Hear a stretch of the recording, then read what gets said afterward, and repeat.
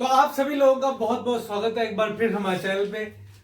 तो पहला सेशन खत्म हो चुका है। काफी स्टार्ट जो सेशन का हुआ काफी स्लो लिया है पाकिस्तान ने। ऐसा लग रहा था कि वो ड्रॉ के लिए खेल रहे हैं, क्योंकि मुझे लगा कि जो मतलब पहले 14 ओवर में आई थिंक 13-14 ओवर में सिर्फ रन बॉल खेल रहे थे। वो रन बॉल भी सॉरी रन ओवर खेल रहे थे। एक ओवर में 1 रन बन रहा है, 13 रन बने 14 ओवर में, ऐसा कुछ था। और विकेट भी जल्दी इमाम की गिर गई।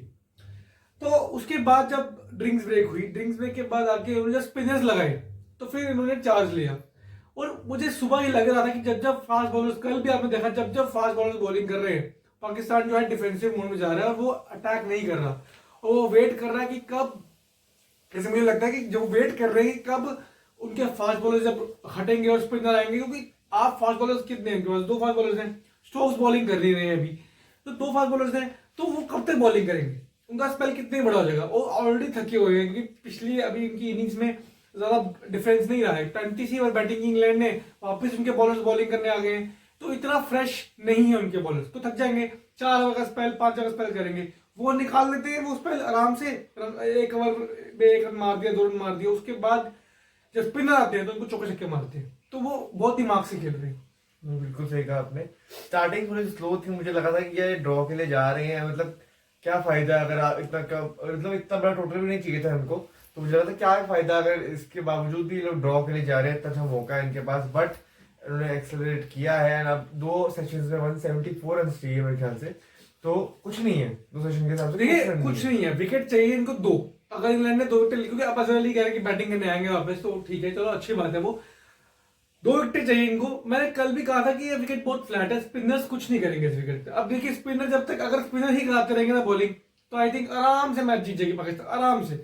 और अगर विकेटें आ गई, मतलब स्टोक्स बॉलिंग क्यों नहीं कर रहे समझ नहीं आ रहा यार। अगर उन्हें बॉलिंग करनी नहीं थी तो फिर डिक्लेरेशन किस बात की डिक्लेरेशन उन्होंने की, क्यों ब्रेव कॉल लिया?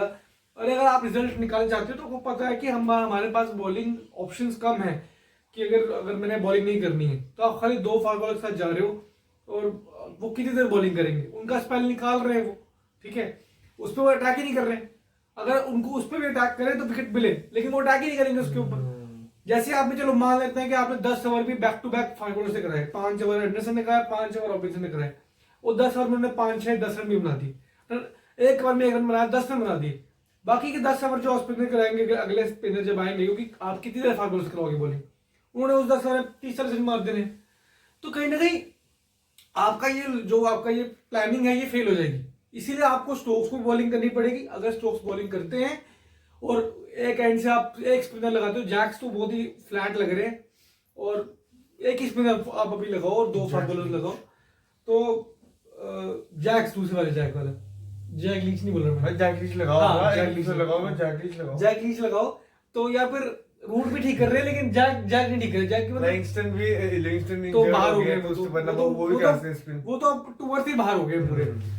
खैर मुझे लगता है कि कहीं ना कहीं चांसेस अब हाई हो गए हैं पाकिस्तान के जीतने के, क्योंकि 174 कुछ भी नहीं है। लेकिन अगर गुच्छे में 2 विकेट आ गई, जो कि आ सकती हैं, तो मैच अब इंटरेस्टिंग हो गया। विकेट आएगी तो ये डिफेंसिव होंगे, मेन चक्कर ही वो है।